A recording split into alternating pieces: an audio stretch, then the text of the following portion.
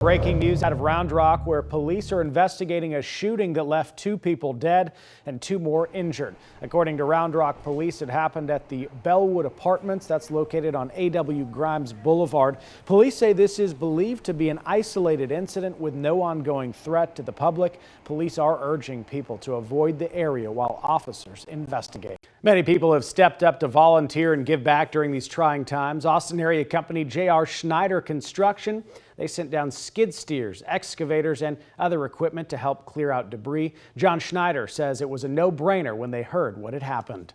We know that any little benefit that we can give any of these hurting families is worth any amount of time or effort that we put in. And so any little bit that we can support anybody is worth it. No one's going to help a Texan out, support a Texan like another Texan. Meanwhile, over in Highland Park, neighbors came together. It all started with an idea to sell lemonade to raise money for flood victims and their families. Then more and more neighbors joined in to help. Some people made jewelry, potted plants, and T-shirts, just to name a few things. By the end, they had raised $5,000 that they're donating to help those who are impacted by the flooding. You just have to do something. I think the worst thing you could do is nothing at all. And so I was beyond, proud, I guess, of our little neighborhood here that just pulled it together so quickly. It's been beautiful to see how united our community has been, and they all want to help. They all want to help. They always, that was my daughter's first thing, was like, what could she do?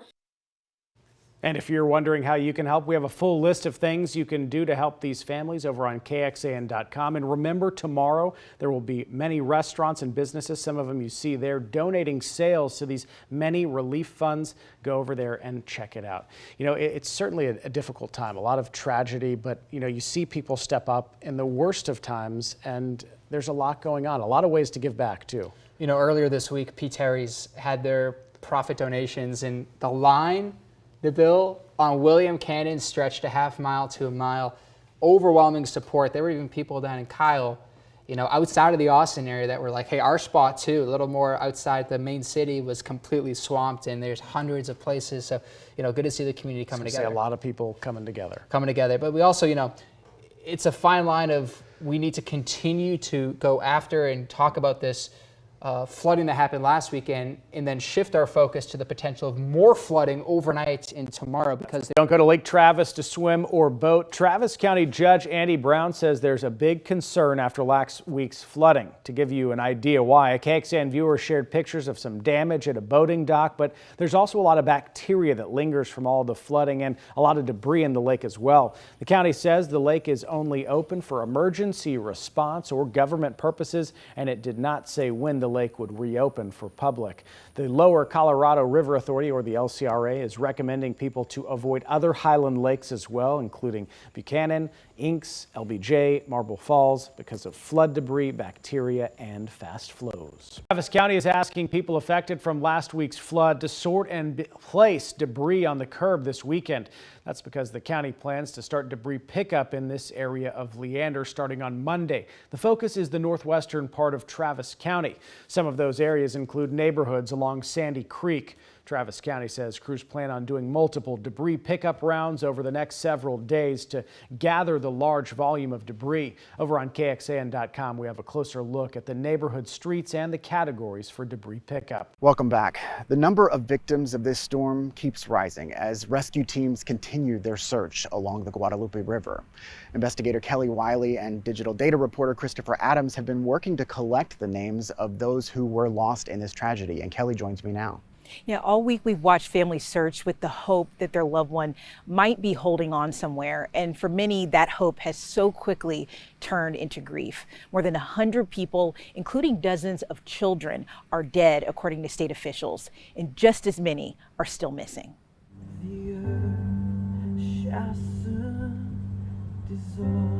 It was a week marked by pain as all across Texas, communities gathered to mourn more than 100 people who were lost in the catastrophic flash flooding across central Texas. They're going through horrific events that have turned their lives upside down. The floodwaters that inundated all-girls Christian camp, Camp Mystic, in the middle of the night killed campers and counselors, many as young as 8 years old. The family of 8-year-old Houston girl Mary Kate Jacoby said she was the light of our lives, while the parents of Cassis Elementary School student Lenny McCown said she filled their hearts with so much joy we cannot begin to explain. According to his grandson, the longtime owner and camp director, Dick Eastland, was also killed in the floods. His grandson said on Instagram he died saving the girls that he so loved and cared for. The heroic efforts of people that worked in those camps, directors of the camps, people who owned the camps, who not just risked their lives, gave their lives. At campgrounds throughout Kerr County, whole cabins, trailers, and RVs were washed away. After days of searching, the family of Robert Brake Sr. learned he too was recovered in the wreckage. It's been very challenging for us as a family, for us as a community. The quickly rising waters also left families heartbroken across other parts of Central Texas. In Travis County, the Glenn High School Grizzly Band saying its heart is heavy over the death of marching band member Braxton Harmon, who was about to begin his sophomore year in high school. As some families impacted by the devastating floods prepare to put their loved ones to rest, the list of those lost continues to grow. Josh, there are really so many ways that this flood in just 48 hours has thrown families into grief. There are so many stories, so many lives lost, and we're working to honor every single victim in our coverage. If you've lost someone, please share their photo and their story with us. Just look for the link in this week's State of Texas story. Kelly, thank you very much. As we stand here today, there are over 100 Texans confirmed to be dead. And that number is still expected to rise. As crews shifted through rising waters, questions rose over the decisions local leadership made during the disaster. The audio showing the timeline of the immediate response to scramble resources to save lives. Welcome back. Before we end this broadcast, we want to take some time to show you stories from the community. And as you can see here in the background, even a week later, both professionals and volunteers are searching still, feeding, supplying, and housing people who've lost everything. Take a look from our team reporting across the hill country. So your name is Luna? Yes. How old are you, Luna? 9.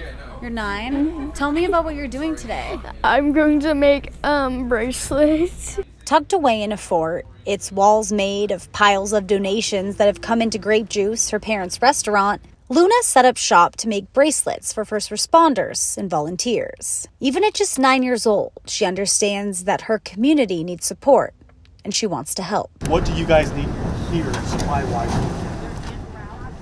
Anything and everything, really. Allie Blanchard grew up in Kerr County. She says the supplies here are going to rescue teams and those impacted by the storm. This is what I have. And she's also trying to find the owner of washed away memories. I know they're beat up and stuff, but they might mean something to somebody. Like total destruction.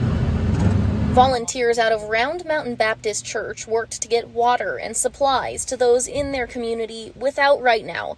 For this volunteer, and so many others, this is personal. This man's friend lost his wife, son, and daughter. He used to drive them to school. This boy was really good. Sweet kid. His daughter was a sweetheart too. It's very important that we let people know that even though we don't understand why this is happening, that there is still hope. Well, of course, the first thing you see when you look at the Hunt store is that it's destroyed. But there are two specific things that I really want to point out. They rearranged the letters to spell out Hunt Strong, and someone came by to drop flowers off earlier. Everyone who we've spoken with out here today says the community has been absolutely phenomenal in their support. When you're on Facebook and you see devastation like this, or on social media and you see devastation like this, it's so easy to scroll past. But when it's in your own backyard, there is no scrolling past it. Despite the devastation here, neighbors helping neighbors as this community works to piece itself back together. And as the donations keep coming in, it doesn't matter if you have big gaps or spaces inside. Luna is hard at work doing her part. There are ways you can help. Just look for the link in this week's State of Texas story. thank you again for joining us for this special edition of State of Texas. I'm Josh Hinkle. We'll be back next week to bring you an in-depth look at Texas politics.